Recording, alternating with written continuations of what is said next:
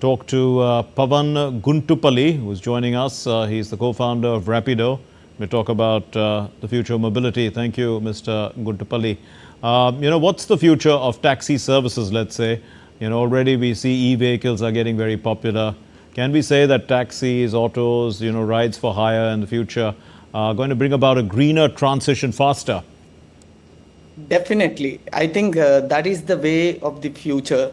And I think even today, my experience at Bharat Mobility at Pragati Maidan, it actually really showed how far India has come in the mobility sector.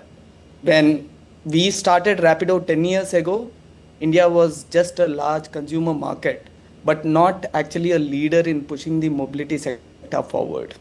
But today at the expo, I actually saw a diverse set of made in India innovations, from electric scooters to battery swapping to advanced public transportation systems.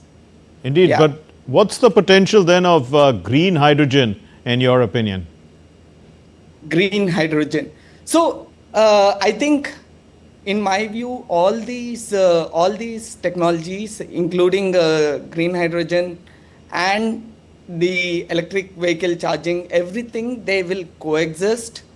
Solar, all these sustainable and renewable energy sources, I think they'll all coexist. Okay, what's the impact of the government's heavy expenditure, capex, on infrastructure and the budgets? Has it helped the auto sector to sort of grow faster? Definitely. I think when Modi ji says Make in India, I just don't think it is about building an ecosystem that is about manufacturing. It is actually about building an ecosystem that can compete globally. An ecosystem of maybe companies, policymakers, innovations, and partnerships all together. Right now, if you see, just in this expo, there are many clean energy solutions and infrastructure required to enable that EV ecosystem.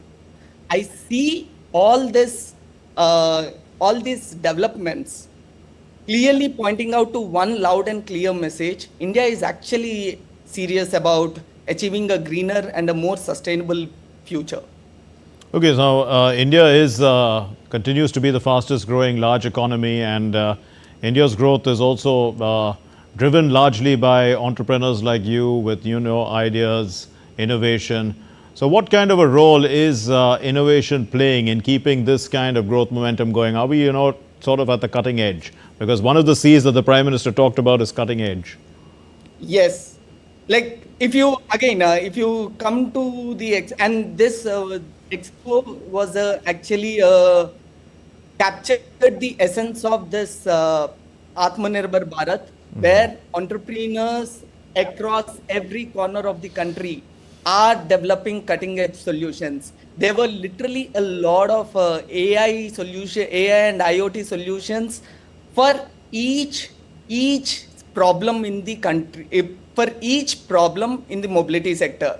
I think India is unique in this way that our tier 1 markets like the Delhis and Mumbais, and the tier 2 markets like, let's say, Siliguri, Warangal and Jorhat, each of these cities have different problems, different set of infrastructure.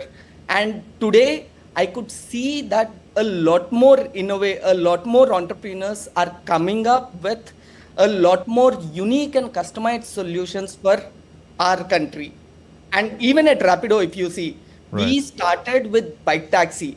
And while bike taxi exists, is more popular in the tier 1 cities, but even in tier 2 and tier 3 cities also, we do 40% of our rides only in tier 2 and tier 3 cities. And just, coming up with a solution that is more relevant to that place, to that city, to that user. I think I'm seeing all of that happening right before us. Indeed.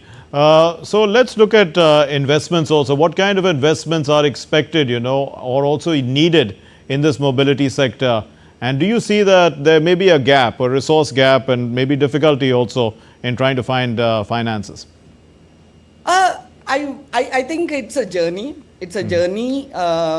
definitely. Already from 10 years ago to right now, I definitely see the amount of investments happening, especially in turning mobility to a much more cleaner and much more sustainable, whether it be in the solar, whether it be in setting up charging ecosystem, or whether it be innovation in batteries, whether it be in, getting much more stronger in going to even more core like lithium mining.